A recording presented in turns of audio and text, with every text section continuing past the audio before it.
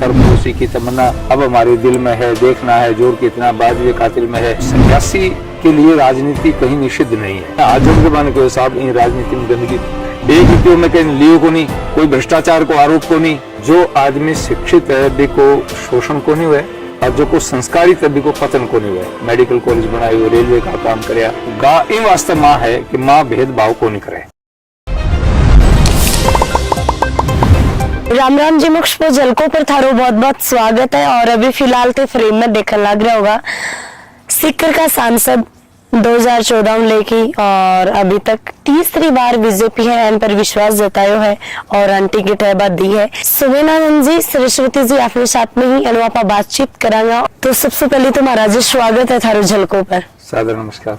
थे तो एक साधु संत स्वामी हा, एक भक्ति लीन हा, तो ये राजनीति में क्या है? राजनीति तो लोग बोली कि बहुत ज्यादा छल कपट। बात तो था कि ठीक है, लेकिन मेरा एक निवेदन है कि हमारे देश की आजादी में भी हमारे बहुत सारे संत जगह देश की आजादी के लिए अपना बलिदान दियो। मैं जगह महापुरुष को अनुयायी हूँ, महर्षि दयानंद सरस्वती। उन्होंने पहली बार आवाज उठाई कि भारत देश गुलाम नहीं रहना चाहिए, ये देश वीरों की धरती है। इस देश में बहुत बड़ा बहादुर वीर हुआ, राणा प्रताप, शिवाजी महाराज, सूरजमल जैसे लोग यहाँ पर हुए। तो महर्षि दयानंद सरस्वती ने ये बात कही कि हमें अपने देश को स्वतंत्र करना है जी। उनके शिष्य स्वामी श्रद्धानंद जी जेलों में गए, स्वामी स्वतंत्रानंद जेलों में गए, स्वामी ओमानंद जी जेलों में गए। कितने सन्यासियों के मैं नाम लूं तो सन्यासी के लिए राजनीति कहीं निषिद्ध नहीं है। प्राचीन काल में भी हमारे महर्षि विश्वामित्र को ले लो, चाणक्य को ले लो, और कितने लोगों की मैं बात करूं जिन्होंने राजनीति में सक्रियता निभाई। तो ये राजनीति कोई असप्रश्न नहीं है कि भाई कोई व्यक्ति राजनीति में जाएगा तो वो भ्रष्ट हो जाएगा। वैसे मेरा जो पहले का जीवन रहा वो समाज सेवा के लिए समर्पित रहा। और मैंने जो घर छोड़ा, आपने नाम सुने होना, राम प्रसाद बिस्मिल को। 4 नौजवान देश की शहादत के लिए बलिदान हुआ। 19 दिसंबर 1927 की घटना है। राम प्रसाद बिस्मिल, अशफाक उल्ला खां, पहलवान रोशन सिंह और राजेंद्र सिंह लाहिड़ी। तो बा के मन में वो भाव हो कि वो देश गुलाम क्यों है, और बा एक प्रण लियो कि मैं देश ने आजाद करा। आजाद कराने के लिए साधना की जरूरत थी, इसलिए बा पतो लाग्यो कि दिल्ली से लखनऊ खजानो जा रही है जी। तो बा के करियो कि काकोरी करने गाड़ी रोक ली और गाड़ी लूटी। बा की सजा हो गई, आजीवन कारावास सजा हुई। फिर बा सजा फांसी में बदल गई। तो राम प्रसाद बिस्मिल गोरखपुर की जेल में हा। बाकी मन में एक भाव जागृत हुआ। लेखक कवि बहुत सारी कविता, सरफरोशी की तमन्ना अब हमारे दिल में है, देखना है जोर कितना बाजुए कातिल में है, वो गीत बा कोई लिखोड़ो है जो को आम आदमी देशभक्ति के तराना गावे। राम प्रसाद बिस्मिल विचार करो कि मैं मेरी आत्मकथा लिखूं। तो जेल में बा अपनी आत्मकथा लिखी और फिर फांसी चढ़ने से 3 दिन पहले अपने संतरी ने बा कहो कि भाई आप मेरी जीवनी है, आ थे 12 पुगा दो, भेज दो। तो नाम सुने होने थे लक्ष्मणचंद दीक्षित, बहुत बड़े एक क्रांतिकारी हुए। बा कहने बा पहुंचा दी और बाद में बा प्रकाशित हुई। बा जीवनी एक बहुत बड़ा सन्यासी स्वामी ओमानंद सरस्वती बा खुद फ्रीडम फाइटर रहा और बहुत बड़ा पुरातत्व, व्याकरण, वेद, कई भाषाओं का ज्ञाता रहा। मैं बा के संपर्क में हो, बा मैं किताब मन दे दी जी। तो बा किताब में पढ़ी, पूरी पढ़ी में, और पढ़ने के बाद में बा राम प्रसाद बिस्मिल आखिर में भी पुस्तक के समापन के टाइम में लिखे है कि भाई मैं तो देश के काम आ रहे, यहाँ 3 दिन बाद में फांसी का फंदे चढ़ जैसा। बिल्कुल। मैं मेरे नौजवान साथियों ने कहना चाहूँ हूँ कि भाई थे माँ की तरह फांसी का फंदा नहीं चूमो, नहीं जेल काटनी है, लेकिन एक काम जरूर करना है कि वो भारत देश शिक्षित होना चाहिए, वो भारत देश संस्कारित होना चाहिए। और भारत को नागरिक जब शिक्षित और संस्कारित हो सी जना बा एक बात कही जबकि बात मैं सबसे ज्यादा प्रभावित हो जी। बाकी हो कि जो आदमी शिक्षित है भी को शोषण को नहीं हुए और जो को संस्कारित है भी को पतन को नहीं हुए। तो मेरे मन में भाव जागृत हुआ कि भाई वो काम तो अभी को नहीं हुआ। 1927 में आ घटना घटी और मैं आ बात 1972 की बता रही हूँ। तो मेरे मन में भाव आया कि अपने राम प्रसाद बिस्मिल की प्रति श्रद्धा भाव रख करके वो काम करना चाहिए। और मैं मेरे घर छोड़ने को निश्चय करियो और ये निश्चय करियो कि भाई मैं आजीवन विवाहित रह करके और इन काम न कर सकूं। तो फिर मैं गुरुकुलों में पढ़ा और गुरुकुलों में पढ़ने के बाद में संस्कृत, वेद, वेदांग आदि पढ़े और पढ़ने के बाद में फिर संन्यास लेकर के और बच्चों को शिक्षित करने में, संस्कारित करने में, बाल विवाह, इस प्रकार के जो कुरीतियां थी, सामाजिक कुरीतियां थी, उनके निवारण करने में लग गया। और वो काम मैं लगातार लगभग 30-35 साल करे। सीकर में भी मैं मेरा 20 साल ही काम के लिए लगायो। सीकर को कोई प्राइवेट इंस्टीट्यूट ऐसा को नहीं जगह में मैं गयो को नहीं। सीकर झुंझुनू दोनों जिला में, बल्कि नागौर का कुछ अमन की भी बात मैं करूं, लगभग 700 संस्थाओं के मां मैं जा करके बच्चा ने संस्कारित करो, उनको मोटिवेट करो और एक ही बात करी कि भाई अपने को अपना जीवन पवित्र बनाना है और अध्ययन करके आगे बढ़ना है देश सेवा के लिए।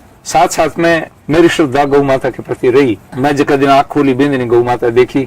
और मैं पहले 10 साल गंगानगर रहे 80-90 बी टाइम भी मैं बैठे कई गौशाला भी बनाई। फिर मैं जयपुर रहे हो, फिर दिल्ली रहे हो, हमारे आर्य समाज को जो अंतर्राष्ट्रीय संगठन है बिंग को कार्यकारी अध्यक्ष रहे हो। और फिर आप पिपराली 96 में आ जगह बनाई।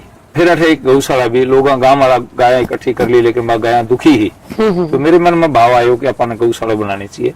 तो बी टाइम से वह गौशाला चल रही है, जबकि मैं भी गौशाला को मेंबर भी को नहीं हूँ, लेकिन मेरे से जो की सेवा बन सके है वह मैं करूँ। आज भी गाय तो रोड पर घूम रही है, तो बाकली आज भी थे कुछ कर रहे हो अपनी तरफ? अब भी मैं बता रही हूँ कि पिपराली में जो की गौशाला है कि मैं 300 से ऊपर गया है। और आश्रम के महीने भी मैं लगभग 30-40 गाय विदेशी गया है, मिली जुली गया है। तो गाय के बारे में वेद भगवान कहो है, गाओ विश्व से मात्र है, गा विश्व की माँ है। गाय को दूध कोई आदमी पी ले, ना जाति देखे, ना धर्म देखे, ना संप्रदाय देखे, भी को काम बिना चराओ, भी की सेवा करो, भी को दूध निकाल लो जी। तो गाय इन वास्ते माँ है कि माँ भेदभाव को नहीं करे। तो इसलिए गाय तो एक चलतो फिर तो औषधालय है। गाय का पंचगव्य का है, गाय का दूध, घी, छाछ, गोमूत्र और गोबर अमृत बताया है आयुर्वेद का। मैं आयुर्वेद भी पढ़ियो और आयुर्वेद में को जिक्र करियो कि अमृत है, जो आदमी गाय को आ चीजों को सेवन करे बहुत सारी बीमारियां से भी को पीछे छूट जाती है। वास्ते मैं गाय को भक्त हूँ। 2014 के अंदर जहाँ था भाई विश्वास जतायो, टिकट दी और थे चुनाव भी निकालो, तो बाइक जर्नी थारी स्टार्ट कया हुई? बहुत सारे राजनीतिक लोगों से पहले संपर्क रहे, चौधरी चरण सिंह, चौधरी देवीलाल, कुमार आर्य जी, ऐसे लोगों का संपर्क मेरा रहा, बैरसिंह शेखावत। तो उन लोगों की एक भाव था कि ईमानदार लोगों को राजनीति में आना चाहिए। मेरे सामने एक प्रस्ताव आयो, खासतौर से माननीय मोदी जी प्रधानमंत्री जी, मैं दिल्ली रहता हूँ बे टाइम भी मेरे मिलने जुलना रहता हूँ। तो बा मैंने बुलाया और बुला कहो कि स्वामी जी थे चुनाव लड़ो। तो मैं हाथ जोड़ के बांध कहो साहब इन राजनीति में गंदगी बहुत है। तो बा एक बात कही कि अगर गंदगी हटाना चाहो आप तो कीचड़ में हाथ देना पड़सी जी। आप गंदगी बचता रहो तो गंदगी साफ को नहीं हो सके। झाड़ू जो को आदमी निकाले भी ऊपर धूल माटी पड़सी।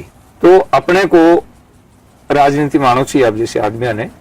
तो मैं के ऊपर काफी चिंतन करो और चिंतन करने के बाद में मैं निर्णय लियो कि मैं जब जन सेवाई कर रहा हूँ तो वो मंच और ज्यादा उपयोगी हो सके है।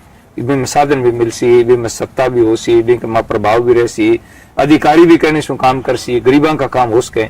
इसलिए मैं निर्णय लियो और पहले चुनाव में मैं जनता ने मेरे को 2.5 लाख वोटा से मैंने जितायो जी। 5 साल काम करो, जनता की अपेक्षा के अनुसार काम करो, मेडिकल कॉलेज बनायो, रेलवे का काम करया। फिर अगले चुनाव में फिर लोग 3 लाख वोटा से जितायो। और अगले कार्यकाल में मैं जो टाइम MP बने बे टाइम अठे केवल मात्र 7-8 ट्रेन आई। मैं फिर मंत्री जी से मिलो, प्रधानमंत्री से मिलो, रेल मंत्री से मिलो। और मेरे कार्यकाल में 2 साल के भीतर मैं ब्रॉडगेज के ऊपर ट्रेन चला दी। तो भी को असर पड़ो, मेडिकल कॉलेज बनो और बहुत सारा काम होया। तो ए कामा के कारण लोगों के मन में एक भाव आई कि भाई महात्मा जी महाराज काम तो कर सी। और काम करने के कारण फिर दूसरी बार फिर मैंने टिकट मिली और दूसरी बार लोगों मैंने 3 लाख से जिताया। तो वो 14 से 19 की बात मैं बताई था ने जी। और बी के बाद के तो 5 साल में तो इतना काम होया है जो कि कल्पना को नहीं कर सके आदमी कोई। पहले भी बहुत सारा MP हुआ, मैं बा MP का बहुत स्वागत करूं, सम्मान करूं, वहां भी कुछ काम करियो। कोई भी आदमी इसी बात को नहीं है कि भाई सांसद बने वो काम को नहीं करे। लेकिन मैं मेरे कार्यकाल की बात कह सकूं कि मेडिकल कॉलेज के बाद में पूरे हिंदुस्तान में एक ही सैनिक अकादमी ही अपने इलाके में शेखावाटी के महीने सबसे ज्यादा फौजी हैं, लेकिन अफसर की कमी है, अफसर को नहीं। तो मेरे मन में एक भाव आयो कि भाई मेरे जिला इलाके का लोग शेखावाटी का 250-300 तो शहीद मेरे जिले का हो गया, सीकर का 700-800, झुंझुनू का हो गया, चूरू का हो गया, यानी हजारों की संख्या में तो शहीद हो गया जी। और वर्तमान और रिटायर मिलार दोनों मिला रहे 1 लाख के आसपास फौजी है। लेकिन अफसर अपने को नहीं, कोई बड़ो ब्रिगेडियर को नहीं, कोई जनरल को नहीं, कोई जी, मेजर बिल्कुल, जनरल को नहीं। बिल्कुल। तो मेरे मन में एक भाव आयो कि अपन वो काम करना चाहिए। तो मेरे मित्र जनरल थे, मैं बात करने गई और मैं कही साहब माने कुछ टैंक दे दो थे, सुहाग साहब को नाम थे सुने होना। तो मैं कई मन टैंक दे दो, टैंक का क्या कर सकते। तो मैंने कहा साहब मारो फौजियों का इलाको है और मैं सड़कों को प्रबंध रखा दे, तो लोगों ने लाग से कि भाई अच्छा लगे। मैं कहने लगा महाराज थे टैंक मत मांगो, प्रधानमंत्री जी थारी बात माने हैं, रक्षा मंत्री थारी बात माने थे, तो सैनिक अकेडमी ले लो। मैं भी वो काम नाम पहली बार ही सुनियो। अच्छा, सैनिक अकेडमी क्या है, क्यों है? तो मैं बस पूछो भाई सैनिक अकेडमी क्यों है। तो वहां बतायो कि एक ऐसी संस्था जबकि मैं 11वीं और 12वीं का 60 बच्चा एडमिशन ले सी, सारो खर्चो सरकार दे सी, वह बच्चा फिर एक इंटरव्यू देर और सीधा ही एनडीए में चला जाऊंगा और वह सीधा ही कैप्टन निकलेगा। तो मेरे मन में बात आई, मैं प्रधानमंत्री जी से मिला, फिर मैं रक्षा मंत्री जी से मिला और मानव अकेडमी मिल गई। पूरे हिंदुस्तान के मायने केवल मात्र एक एकेडमी ही, बाक में एकेडमी मोहाली पंजाब के मायने चंडीगढ़ का है। दूसरी एकेडमी मिली तो वहां माने मिली।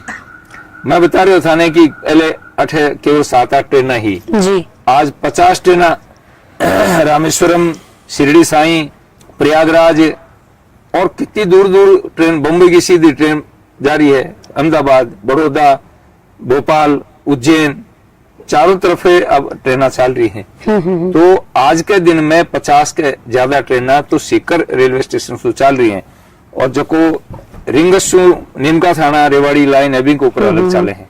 तो वो काम हुई। अब दूसरो काम क्या है कि अपने इलाके में खिलाड़ी बहुत है। खेलो इंडिया के तहत एक इंडोर स्टेडियम ले आज हमारे कहने इंडोर स्टेडियम में भी उद्घाटन भी मैं कर दिया। भी मैं वॉलीबॉल, बास्केटबॉल, कबड्डी, कुश्ती, जिम्नास्टिक, बैडमिंटन, टेबल टेनिस, ये सारा गेम जो का है ए छत के नीचे भी माइन उसके हैं। फिर मेरे मन में एक भाव आयो कि वो तो बन गयो, लेकिन अपना टाबर जका मिट्टी के ट्रैक पर दौड़े हैं, अंतरराष्ट्रीय स्तर पर जाऊं तो हमारे कहने सिंथेटिक ट्रैक होनी। तो अब एक सिंथेटिक ट्रैक को भी शिलान्यास कर दियो है, 8 करोड़ 60 लाख रुपया को वो बनायो है। तो ए काम करे है। तो मेरे मन कहने विचार है कि मैंने 10 साल में मेरे सोचे को बन पायो, प्रयास करो, मेहनत करो, अपने जनता की सेवा करी और भी मेरा जो विकास का कार्य है वे विकास का कार्य किया कराया। अब अनेक ओवर ब्रिज बने, 19 ओवर ब्रिज बने मेरे टाइम में, फाटक ही फाटकों के ऊपर ओवर ब्रिज बन गया, सैकड़ा अंडरपास बन गया।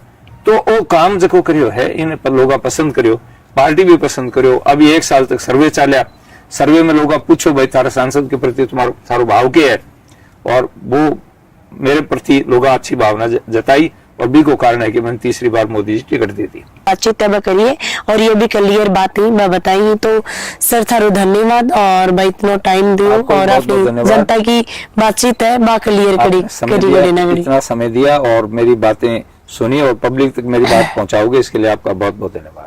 तो वीडियो शेयर, लाइक और कमेंट जरूर कर दियो। राम राम जी।